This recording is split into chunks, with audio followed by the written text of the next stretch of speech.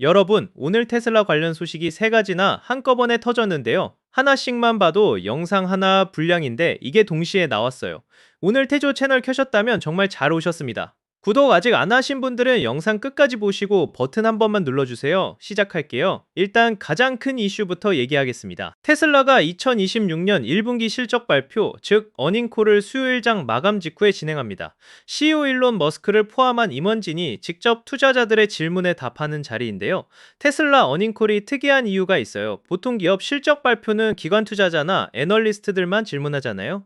그런데 테슬라는 세이세이라는 플랫폼을 통해 일반 개인 투자자들도 질문을 제출할 수 있어요. 주주라면 누구든 참여할 수 있는 구조예요. 이번에 개인 투자자들이 올린 질문을 보면 딱 지금 테슬라에서 가장 뜨거운 주제들만 골라져 있어요. 크게 두 가지 축인데요. 하나는 옵티머스고 하나는 FSD와 로보택시입니다. 옵티머스 관련 질문을 먼저 볼게요. 투자자들이 가장 궁금해하는 건 네 가지입니다. 첫째, 옵티머스 V3 공개 일정이 언제냐? 생산 라인 전환까지 챙기고 생산 속도까지 물어보고 심지어 로봇이 뭘 할 수 있는지까지 구체적으로 묻고 있거든요. 그만큼 시장이 옵티머스를 단순한 쇼케이스 제품이 아니라 실제 사업 파이프라인으로 보기 시작했다는 뜻입니다. 다음은 FSD와 로보택시 질문들이에요. 개인 투자자들이 제출한 것만 봐도 네 가지입니다. 비감독 FSD, 즉 운전자 개입 없이 완전 자율주행이 가능한 FSD가 올해 텍사스 오스틴을 넘어서 어디까지 확장되는지, 그리고 그게 어떻게 반복 수익 모델로 연결되는지, 하드웨어 3탑재 차량이 비감독 FSD를 어떻게 지원받을 수 있는지, 비감독 FSD가 일반 고객 차량에 실제로 배포되는 시점이 언제인지, 그리고 로보택시 서비스가 지금의 제한적 운영에서 언제 대규모로 확장되는지, 여기서 잠깐 하드웨어 3 얘기를 짚고 넘어가야 해요. 테슬라 차량에는 자율주행 연산을 담당하는 하드웨어 컴퓨터가 탑재되는데 현재 최신 사양은 하드웨어 4예요. 그런데 여전히 수많은 테슬라 오너들이 하드웨어 3 차량을 타고 있고 이 차량들이 비감독 FSD를 지원받을 수 있는지가 오랜 관심사였습니다. 테슬라 측은 이 차량들의 FSD V14 라이트 버전을 배포하겠다고 작년에 약속했는데 올해 안에 배포하겠다고만 했지 구체적인 날짜를 주지 않았어요. 하드웨어 3 오너들이 이걸 기다리고 또 기다리고 있는 상황이에요. 이제 기관 투자자 질문으로 넘어갈게요. 기관 측에서는 총 5가지를 준비했습니다. 첫 번째, FSD가 네덜란드에서 승인됐고 올 여름 유럽 전역에 출시될 예정인데 유럽에서의 로보택시 전략이 어떻게 되는지, 두 번째, AI5 테이프아웃을 일정보다 일찍 완료했는데 어떻게 가능했는지, 그리고 원래 설계에서 변경된 부분이 있는지, 세 번째가 굉장히 흥미로운데요. 한 달 전 머스크는 AI5가 로보택시에 들어간다고 했는데 지난주엔 갑자기 옵티머스와 슈퍼컴퓨터에 들어간다고 했거든요. 그러면 AI5가 차량 로드맵에서 빠진 건지를 물어보는 겁니다. 네 번째, NHTSA 사고 신고건들이 최근 제기됐는데 로보택시의 안전 데이터를 업데이트해달라는 것. 다섯 번째, 만약 안전검증이 핵심 병목이라면 왜 수천 대의 차량을 더 배포해서 안전 드라이버를 더 빨리 제거하는 방향으로 가지 않는지. 솔직히 말하면 이 질문들 중 일부는 머스크가 어떻게 답할지 이미 예상이 됩니다. 비감독 FSD가 언제 일반 고객 차량에 오냐는 질문에는 올해 안에 됩니다 라고 할 거예요. 그 말은 지난 몇 번의 어닝콜에서도 반복됐거든요. 다만 이번엔 구체적인 타임라인과 단계별 계획을 좀 더 명확하게 밝혀줬으면 하는 바람은 있습니다. AI5 탑재 계획이 왔다 갔다 한 것에 대한 설명도 꽤 중요한 포인트가 될 거예요. 자, 두 번째 이슈입니다. 나사가 스페이스X와 1억 7,570만 달러짜리 계약을 체결했어요. 스페이스X의 팔콘 헤비 로켓으로 화성 탐사 로버를 발사하는 계약인데 유럽 우주국 ESA의 로잘린드 프랭클린 로버를 이르면 2028년 말에 케네디 우주센터에서 발사한다는 내용이에요. 스페이스X가 화성으로 페이로드를 보내는 건 이번이 처음입니다. 이 계약의 공식 명칭이 로서인데요. 로잘린드 프랭클린 서포트 앤 어그멘테이션의 약자예요. 나사가 이 프로젝트에서 지원하는 장비가 여러 가지인데 하강 단계의 제동 엔진, 방사성 동위원소 히터 유닛, 추가 전자 장비, 그리고 질량 분석기 기기 등이 포함됩니다. 방사성 동위원소 히터 유닛이라는 게 뭐냐면 플루토늄의 방사성 붕괴열을 이용해 화성 표면에서 로버가 얼어붙지 않도록 따뜻하게 유지해주는 장치예요. 화성 평균 기온이 영하 60도 수준이니까 이게 없으면 전자기기가 다 망가집니다. 그런데 이 방사성 동위원소 기기가 바로 미국 발사체를 사용해야 하는 이유예요. 미국의 방사성 동위원소 기술에는 수출 통제가 적용되기 때문에 이 장치를 탑재한 페이로드는 반드시 미국 내 발사체를 써야 합니다. 그렇게 후보가 스페이스X와 유나이티드 런치 얼라이언스로 좁혀졌고 팔콘 헤비의 가격 경쟁력이 최종 선택의 이유가 됐어요. 팔콘 헤비는 2018년 2월에 첫 발사를 성공시킨 로켓으로 지금까지 11번 발사됐어요. 가장 최근 비행은 2024년 10월이었는데 나사의 유로파 클리퍼를 목성 방향으로 보내줬죠.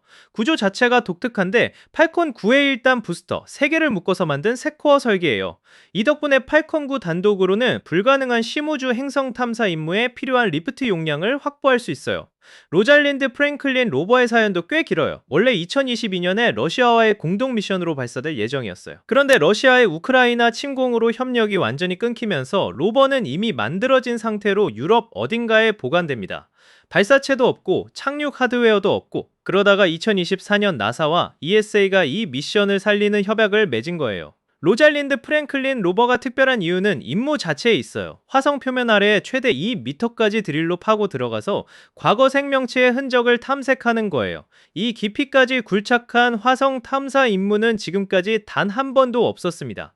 근데 이야기가 여기서 끝이 아니에요. 바로 이 시점에 백악관이 2027회 개연도 예산안을 발표했는데 알롯에 관련 예산이 단 한 줄도 없어요.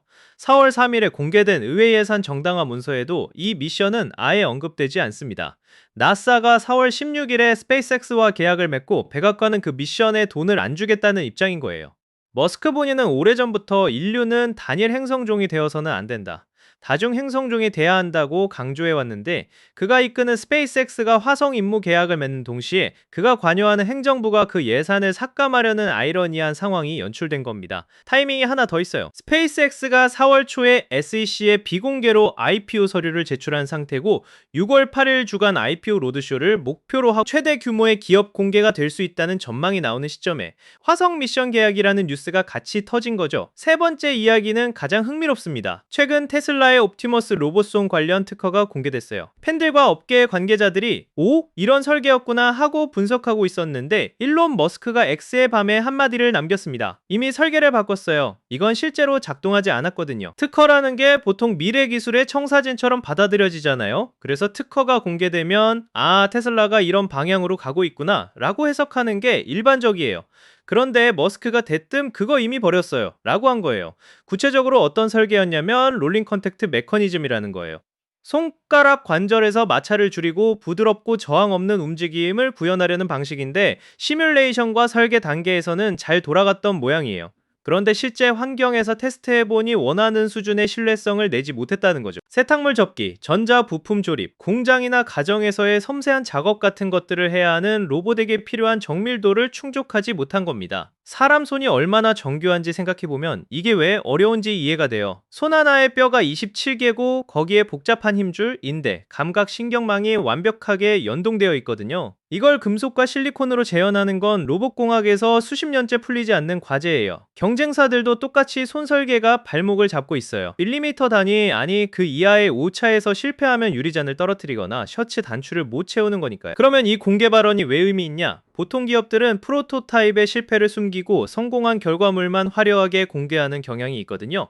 막연한 마케팅 언어와 두루뭉술한 타임라인 뒤에 실패를 감추는 거죠. 테슬라는 반대로 했어요. 특허가 공개된 지 며칠도 안 돼서 최고 경영자가 직접 이건 안 됐어요 라고 말한 거예요. 이 투명성이 투자자, 엔지니어, 팬들과의 신뢰를 쌓여 실제 과학적 접근 방식, 즉 빠른 반복 개발, 엄격한 테스트, 실패한 것에 대한 솔직한 인정이 옵티머스 개발에 적용되고 있다는 신호니까요. 특허 출원에서 공개까지 보통 1년 이상이 걸려요. 그러니까 테슬라 입장에서는 작년 기술이 이제야 세상에 보이는 건데 내부적으로는 이미 훨씬 앞에 있는 거예요. 옵티머스는 고정된 제품이 아니라 매주 업데이트되는 살아있는 프로젝트예요. 새 버전의 손 설계가 이미 테스트 단계에 있고 실패한 이전 버전을 공개적으로 인정했기 때문에 다음 버전은 더 나을 수밖에 없어요. 정리하면 오늘 테슬라와 스페이스X에서 세 가지 중요한 소식이 동시에 나왔어요. 수요일장 마감 이후 테슬라 Q1 어닝콜에서는 옵티머스 생산 일정, FSD 고객 배포, 로보택시 확장, AI5 탑재 계획 변경 등에 대한 답이 나올 것이고요. 나사와 스페이스X는 1억 7,570만 달러 계약으로 팔콘 헤비가 ESA의 로잘린드 프랭클린 로버를 화성으로 보내는 임무를 맡게 됐는데, 백악관 예산안과는 충돌하는 상황이에요. 그리고 머스크는 옵티머스 손 특허 설계가 실제로 작동하지 않아서 이미 교체됐다고 직접 밝혔습니다. 어닝콜 결과가 나오면 바로 정리해서 올릴게요. 구독과 알림 설정해 두시면 바로 받아보실 수 있어요. 다음 영상에서 봐요.